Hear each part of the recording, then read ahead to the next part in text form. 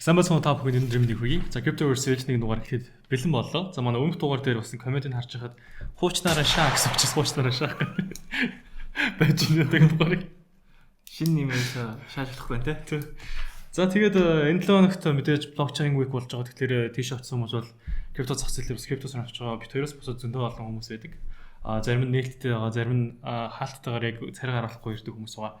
Тэр хүмүүс бас цуглаж тодорхой хэмжээний он сонирхолтой сэдвүүдээр тухайн мэдээлэл өгсөн баг. Одоо алтан юу одоо airdrop хийж хаадлах байх юм уу, шинэ газар төслүүдийг хаанаас яаж олдог вэ гэх мэтлэн бит хоёрын нэг төдийлөн гүнзгий орж яриад идэх сэдвүүдийг бас нэлээд ярьсан баг гэж бодож байна. Тэгээд энэ 5 дахь тусч байгаа байх. За энэ 7 хоногт бол крипто зах зээл дээр бас нэг сонирхолтой юм болж өнгөрсөн юу байсан бэ гэхээр Vitalik Buterin гэдэг одоо Ethereum үүсгэн байгуулагч байгаа. Нөхөр бол session болон SimpleX гэдэг төслүүдэд тус бүрдэн 128 Ethereum хандвалсан гэдгийг бол өөрийнхөө Twitter хуудасаар дамжуулан мэдгдсэн. За тухайн төслүүд нь бол нөгөө нэг private messaging буюу одоо ингээд нууцлал өндөртэй бие биентэйгээ шууд харьцсан боломж тийм аппликейшнуд байгаа. За одоо Signal, Viber одоо та ажлын онцлогоос ч бол одоо аль шинжилгээ гэж магадгүй. Гэтэ эднээс маань илүү нөгөө нэг төлөвлөсөн бас нууцлал сайтай төслүүд гэж үзэж байгаа юм байна лээ. За тэгэхээр энэ төслүүдийг энэ хүн өөрөө дэмжиж байгаа олон нийтэд нээлттэй мэдэгдээд түүнээс гадна хандив өгөөд бусад хүмүүс ч гэсэндээ энэ хоёрыг туршиж үзээд ашиглаж гэсэн зүйлүүдийг мэдгдсэн байна. Тэгэхээр та getsession.org, SimpleX, chat гэсэн сайтуудаар ороод ямар төслүүд байна гэдэг танилцаад үзчих боломжтой байх.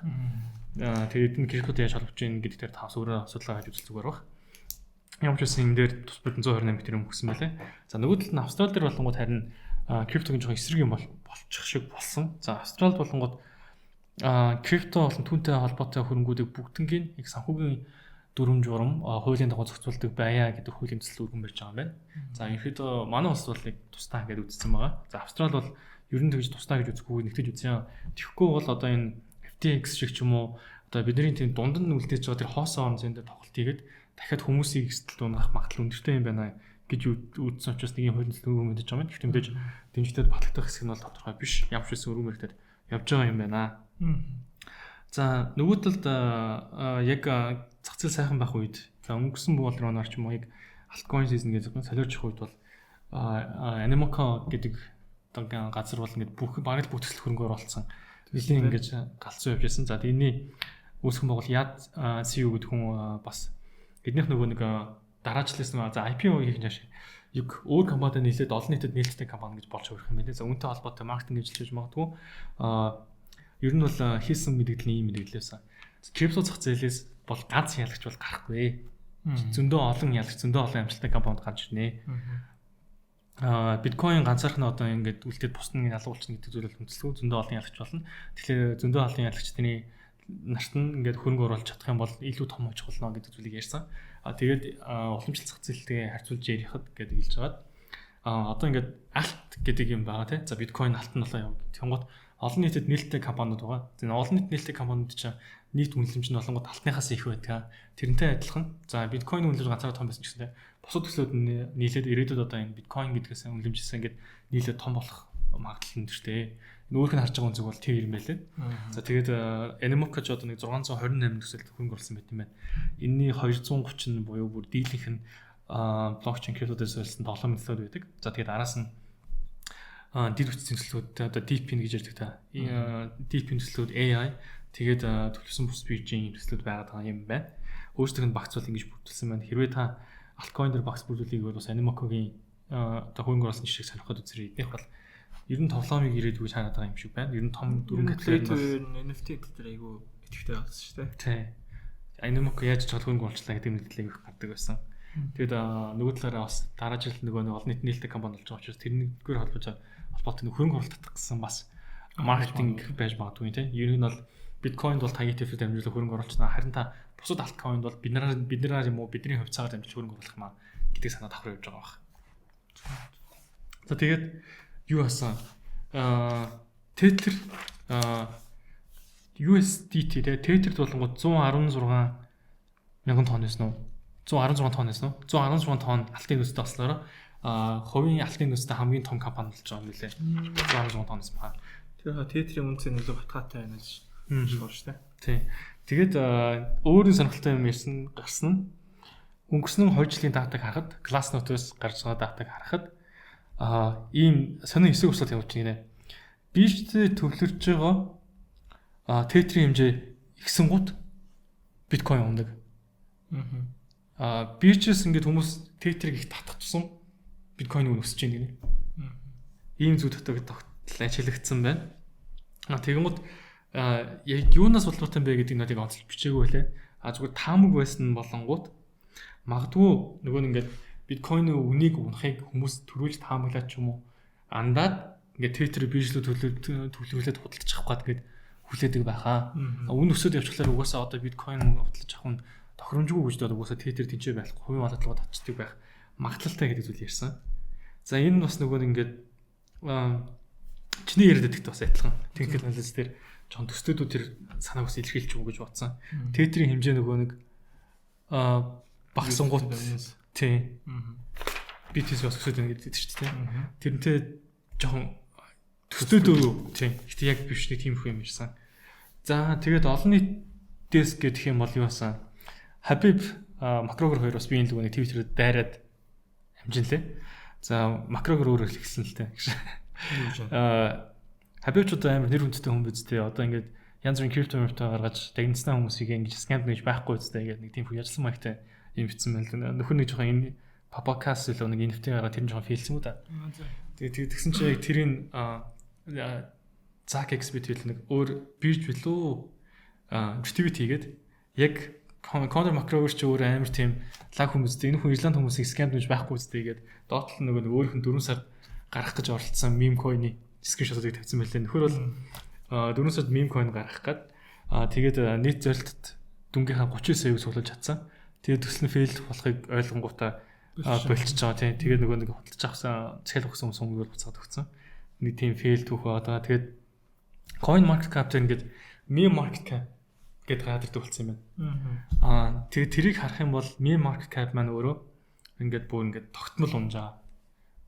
Одоо meme coin одоо нэг үе буудлууд байгаа. Гэхдээ ер нь ингээд тэр чигтээ meme coin гэдэг зах зээл бол ингээд тогтмол уналттай байгаа гэдэг зүйлийг бол ингээд бас онцлсан байлээ. Тэгэхээр ер нь энэ meme coin гэдэг одоо энэ агуулга ч юм уу тэр чигээр хүмүүс хөнгө орлоос бас татгалзаж байна. Магадгүй том хитэн ч юм уу төлөөллийн хитэн бол үлдэх байгаа гэдэг зүйл бас ягдаж болох үс. Одоо биткойн өмнө өсөх тусам айгүй бүх юм сериус нь явж эхэлж байна л да тий. Тэгэхээр meme coin майн дээр хүмүүс хөрөнгө оруулалт хийхэ болж байна.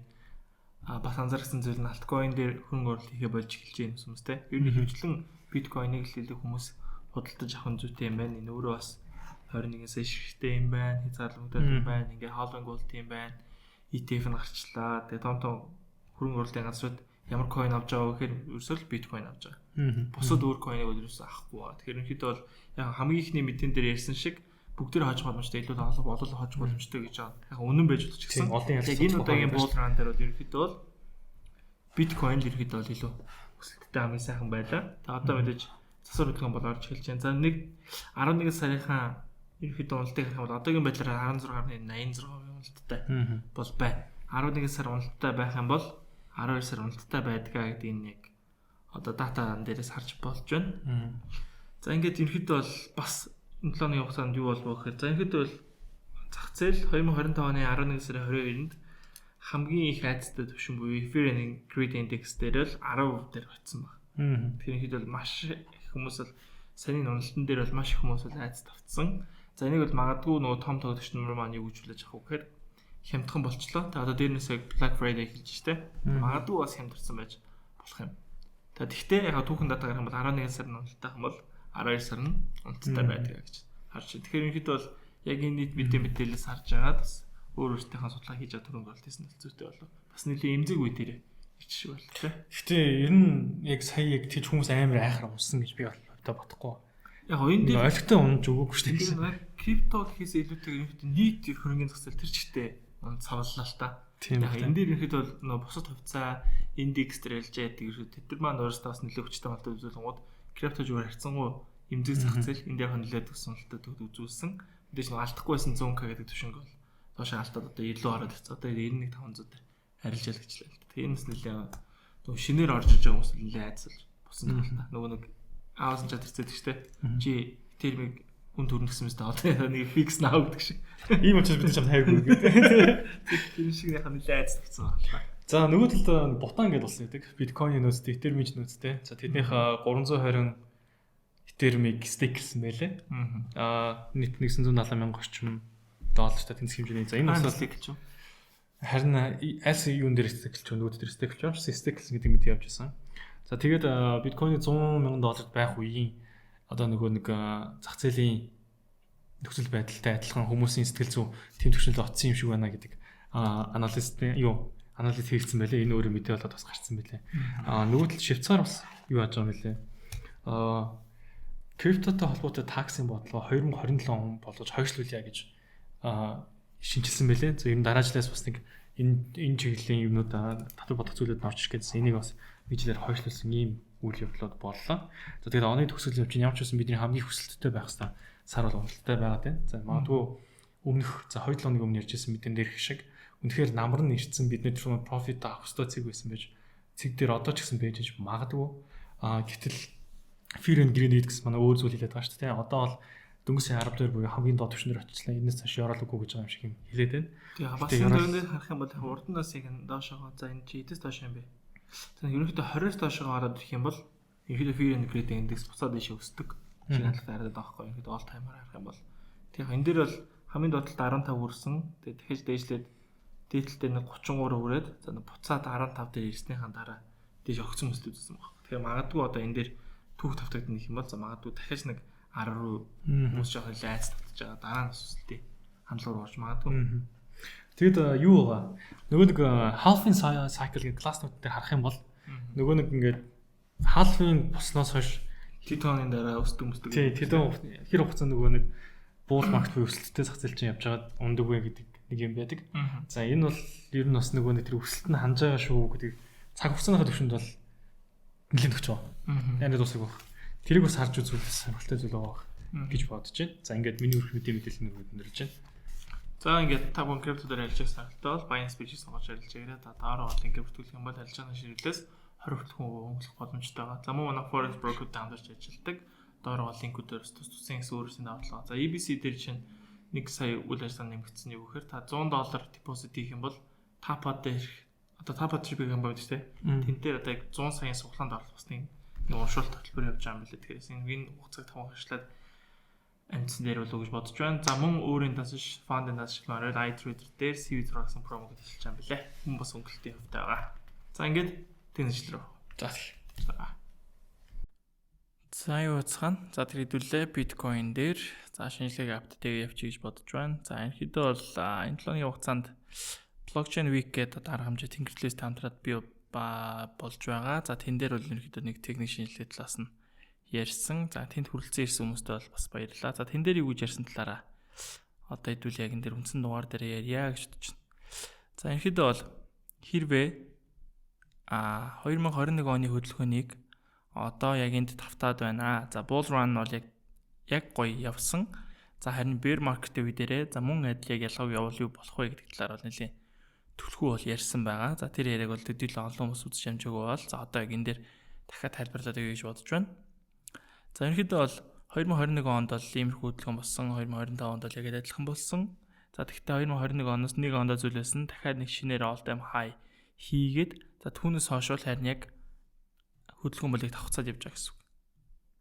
За тэрийг үгж харж болохоор байна гэхээр за яг энд урд нь 69 мянга гэсэн төвшнгөөс хүчтэй том шокийн уналтын хөдөлгөөн бол энд орж ирсэн. За энэ хөдөлгөөн бол яг энэ 2025 оны candlestick дээр л яг л давхцаж орж иж харж болж байгаа. За тэгэхээр хэдүүлээ одоо яг юу үлээх хэвээр вэ?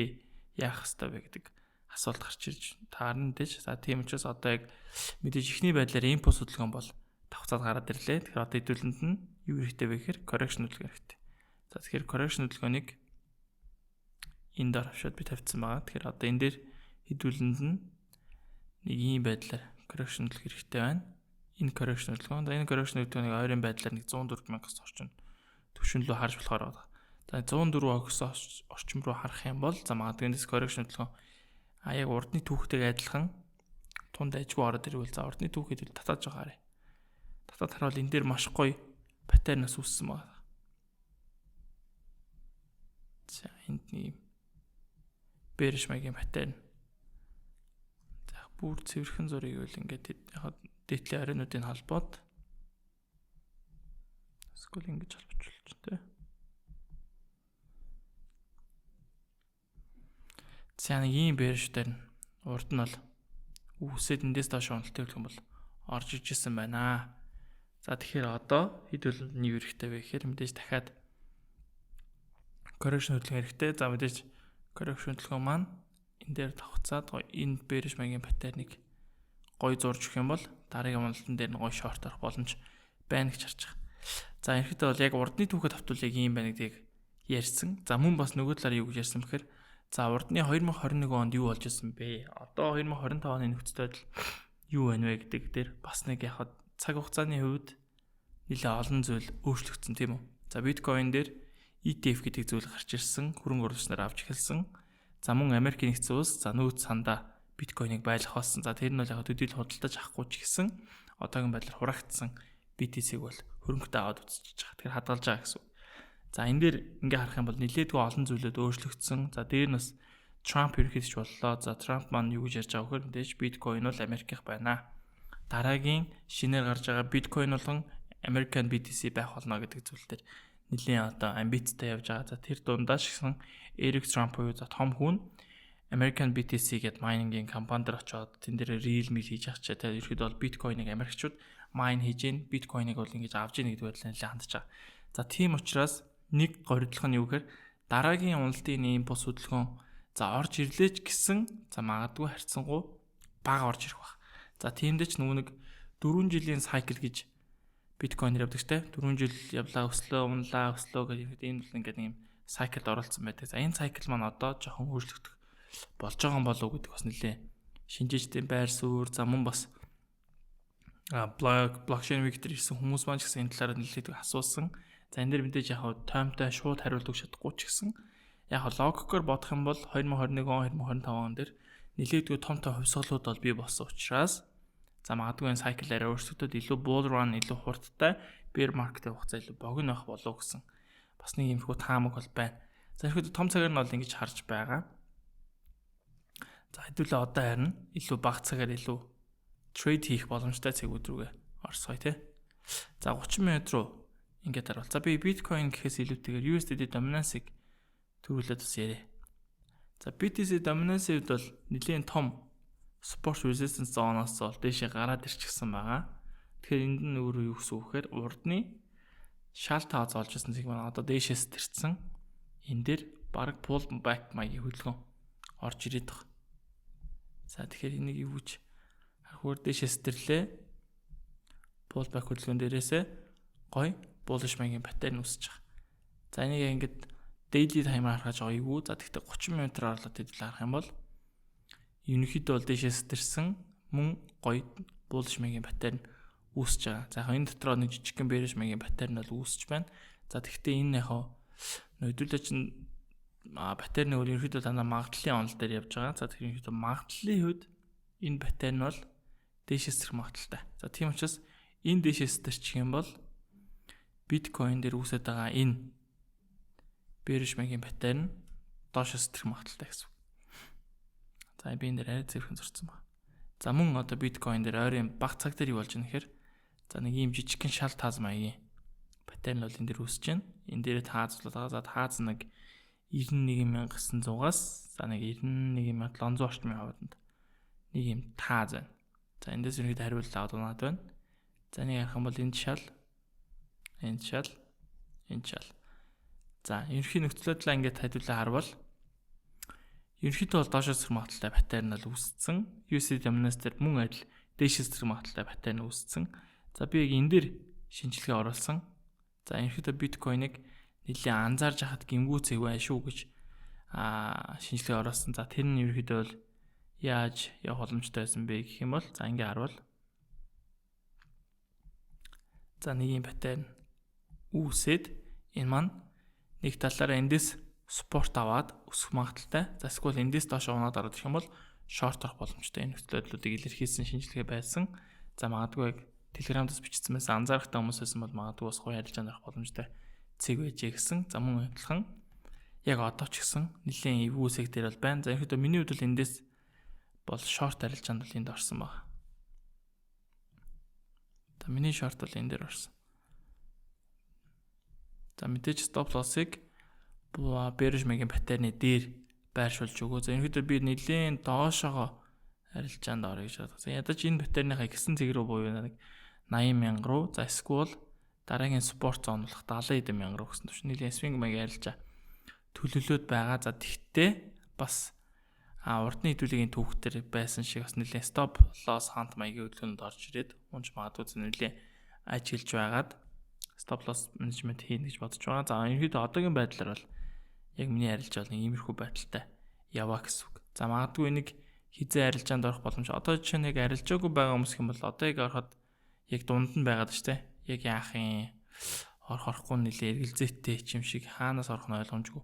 За орсон ч гэсэн стоп лосс ханах нь ойлгомжгүй байгаад байвал за би юу хэлэх вүхээр энийг магадгүй доошо straight энэ дээр pullback маягийн хөдөлгөөн орж ирэх үед нь эндээс short арилжаанд орно гэсэн. За мэдээж стоп лоссыг за урдны спорт болж байсан цэгийнхаа дээр тавьж болно. За эсвэл магадгүй бүр дээр нь таазлаад байсан цэгийнхаа дээр тавьж байж болно гэсэн үг. За иймэрхүү байдлаар арилжааныхаа шийдвэрийг гаргаад арилжаанд оруулах зүгээр гэж бодож байна. За мэдээж яг шууд эндээс одоо ингээд ямар ч дүр зураггүйгээр орчих юм бол ийггүй штэ. Одоо чинь ингэж харж байгаа л хаанаас ч long short-ыг арилжааныхын шинжилгээг бол нэлээд ийггүй харагдана. За нөгөө талаараа харвал ийм байж болж байна те. За магадгүй уналд орцсон хүмүүс хангалттай хэмжээнд одоо унчлаа гэж худалдаа бол хэлж байгаа бол impulse correction, impulse correction, impulse гэдэг байдлаар дэшегээ бас long арилжаанд орж болох боломжтой гэж. За тийм учраас та бүхэн өөрөөсөө шинжилгээнд дээр дүгнэлтийгээ зах зээлийн fundamental мэдээнээс ойлмод манахаас нэлээд авсан болов уу гэж найдаж байна. За миний байдлаар бол эхний байдлаар би бол эхний байдлаар бол short арилжаанд л орсон байгаа. USD dominance-ыг бол харна. За энэ дээр баг сэрвэлэг тавиад орчиход гимгүй юм байна. За энэ том bullish маягийн паттерн сэрвэлдэшээс төрөх юм бол за ерөнхийдөө Ethereum Bitcoin дээр short арилж байгаа сайхан байр авчна гэсэн. За эхний байдлаар за нөгөө талаараа одоо жоох өсөх талаас нь хэдүүлээ яриад 12 сарыг жоох өсөлттэй байх болов гэсэн найдвартай байгаа хүмүүс байвал. За урдны энэ шалт хаазалжсэн зэг гэдээ ярьсан те USD dominance дээр. За шалт хаазуулаад байгаа цэг маань дахиад доошоогоо стрээд ороод ирвэл за магадгүй биткойн дээр дахиад гоё өсөлтийн хөдөлгөөнд бол орж ирэх боломжтой харагдаж байгаа. За бүр том цагаараа харах юм бол ерөнхийдөө бол USD dominance бол маш том bearish маягийн паттерн доошоос ер нь бас тэрчгсэн. Тэгээ энэ дээр бас нэг жижигхэн шалт хаз маягийн хөдөлгөөн өрнөж байна. За одоо эндээс магадгүй дахиад доошоо орж ирээд унаад байгаа тэгэхээр үгүйсэхгүй. За тийм бол биткойнээр өсөлт болно. За бусдаар бол ерөнхийдөө бол түрүүний биткойн halving cycle гэж байдаг гэсэн те. Том ярьсанчлан.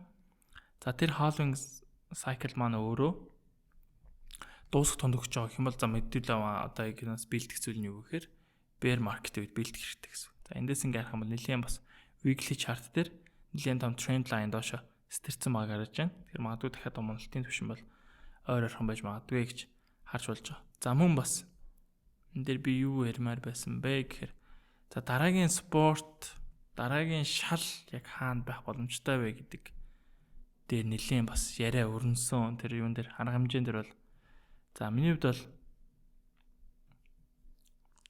за энэ биткойн дээр энэ хөдөлгөөнд аваад ирээ. Энэ хөдөлгөөнийг copy доод энэ тавьчих гэсэн үг.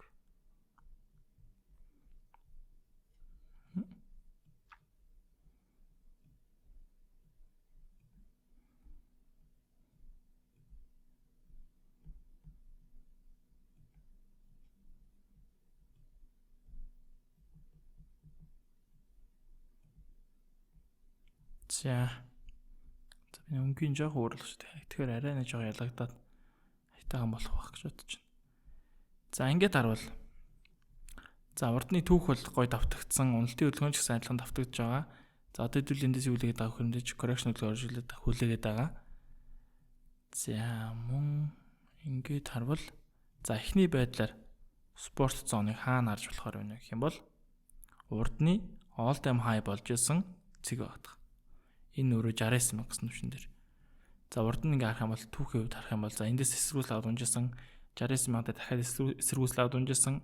За мөн bear market үргэлжлээд өсөлтийн өндөр том хөдөлгөөн орж ирээд дахиад 69,070 гэсэн төвшин дээр дахиж эсэргүүцэл авч жагаад дээшээс дээр гарч иж байсан. За тийм учраас нэлээд сайн одоо тааз байсан зүйл маань одоо эргээд гоё спортлох магадaltaй харагдах. Тэгэхээр эндээс ерөнхийдөө бол баг зэргийн хариултад өссөн. Магадгүй надад ирэх юм бол дахиад нэг 69 гэсэн орчим төвшин дээр спорт хандлагатай гэж хараад байгаа. За нөгөө талаараа дараагийн төвшин бол 53 гэсэн төвшин лөө харж болоод байгаа. За тийм магадгүй түүнээс доош шокийн онолтууд орж ирэх юм бол хэдрүү байхыг бол таамаглашгүй. За эхний байдлаар спортуудыг би юу гэж харж байгаа вэ гэхээр за нэг 69-аас 70k гэсэн орчим төвшин лөө бол биткойныг дараагийн спорт зон байгаа гэж харж байгаа. За түүнээс дахиад доош унлаа гэх юм бол нэг 52 орчим дээр бас нэг дайгуу спорт зонд байгаа. За мэдээж энэс доош унахгүй гэсэн баталгаа бол байхгүй. Унаад явчих юм бол мэдээж бүүрлэх хямдраад байна гэж ойлгож болно. За энэ дээр нөгөө нэг хэдүүлгийн түрүүний ярьсан аргумент гарч иж байгаа нь энэ удаагийн bear market илүү богинохон хугацаанд орж магадгүй гэхээр за тий энэ хүртэл үргэлжлээд эндээс магадгүй дахиад өсөлтийн хөдөлгөөн орж магадгүй. За энэ хэсэг хугацаа бол богиносч магадгүй гэсэн хувьсгч нар нь бол байгаад байгаа учраас за мөн бас том hedge fund сангууд худалдаа авалт хийсэн, ETF худалдаж авсан. За Michael Saylor-ийн худалдаа авалтууд үргэлжилж байгаа. За дундаж ханш нь баг 70-аас доошоогоо баг 70-60 дээр байгаа ах шүү. Тийм учраас эндээс баг доошоогоо оруулж чадахгүйгээр нэлээд бас өсөх хэмжээний арга хэмжээнд орж магадгүй гэсэн бас бодол байгаа учраас эхний байдлаар би спортыг бол 69,000 орчим төвшин рүү харж байгаа гэж хэлж болно. За ихэд бол ойрын хугацаанд арилжааны төлөвлөгөө гэх юм бол за энд байна. За Ethereum дээр бол мөн адилхан нэг иймэрхүү bearish магийн паттерн цэвэрхэн үүсэт байгаа. За яг сайн тал нь юу гэхээр 4 цаг дээр харуул эндээс нэг иймэрхүү том bullish магийн паттерн үүсэт явж байгаа гэсэн үг. За тэрийг нэг доошоо хальт сэтрээд буцаад дэше гараад ирсэн. За энэс магадгүй дахиад дэше гараад ирвэл өсөлтийн хөдөлгөөнд ороод ирвэл мэдээж л сайн байна. За тэгтээ ихэд бол зах зээл айцтай амлалттай байгаа учраас яг богино цагийн трендэд байгаа юм бол жоохон шорт арилжаанаас ашиг хүртээ гэсэн юм төлөвлөгөөтэй байгаа шүү. За ингээ бүгдээрэнд нь арилжааны амжилт хүсье. Дараагийн дугаард уулзтлаа. Баяр таа.